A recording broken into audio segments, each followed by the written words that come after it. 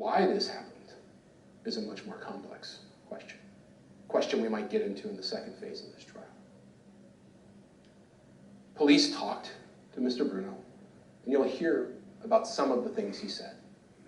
And some of them were concerning.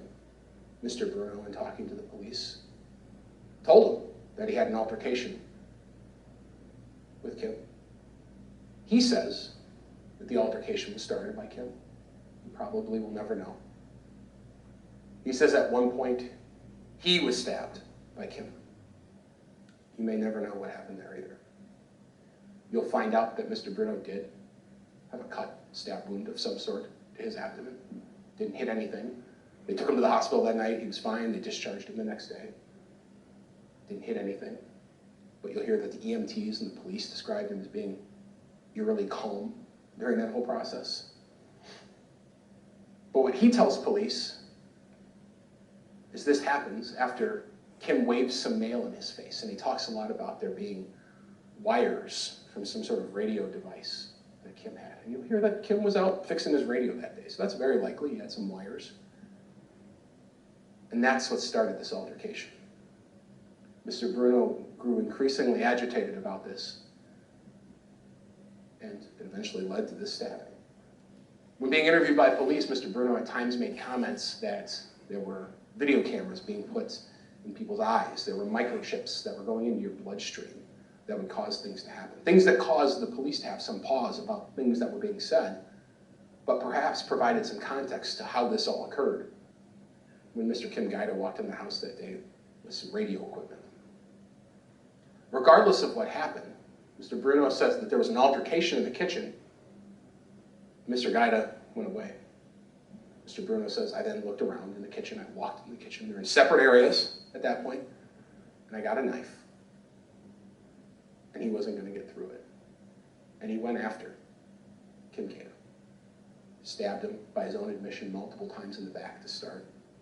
At times stabbing him so hard that the tip of one of the knives broke off and embedded inside of the sternum and the ribs right here. You'll see that in x-rays. You'll see photographs of that. You'll actually see that part of the knife. But then took that same knife and embedded it right here in Mr. Gaida's neck with so much pressure that the blade actually bent and the handle snapped off. All of this occurred over the course of, presumably, a few minutes.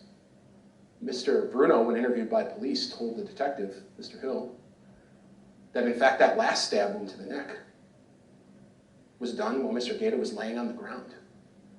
And he said to the police, take that, as he stabbed him. When Ted came home, Kim was there, but he left on some errand. So Ted was eventually going into the refrigerator to get something to eat, and Kim returned. They talked again about the loan for the Jeep, and for some reason, Kim picked up some mail, some paper perhaps, and started pushing it in Ted's head, in his face, near his eye. And Ted said, no, move back. And he went back into the refrigerator to get some more food. When he came out, Kim said, I'm going to kill you. Now, Ted might not have believed that, except he saw that Kim had a knife in his hand and thrust it toward Ted.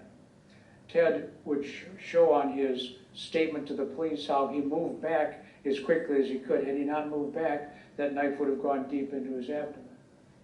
Because he moved back, it was a knife wound, but it wasn't as deep as it would have been otherwise. Ted then tried to run. He didn't want to have more of this, and he turned to run out of the kitchen, threw a chair behind him to stop Kim from chasing him. That didn't work. Went into the living room, tipped over some furniture to try to stop the chase, and that didn't work either. Somehow Kim managed to continue the chase. Ted came back into the kitchen and saw where Kim had gotten his knife. There was a knife drawer, and so Ted pulled out a knife as well. You may see in the photos, when you see the evidence, that there's a container on the floor in which the knives were held. Ted then went to the front hall. There's a hallway, and the hallway has at the end of it a door going outside.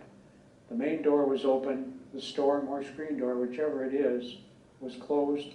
Ted couldn't get it open, turned to face Kim, who was coming toward him, and managed to get grab Kim's hand that held the knife and hold it, and then started stabbing him.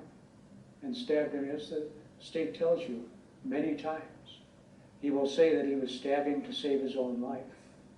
He was stabbing in self-defense. He thought it was kill or be killed.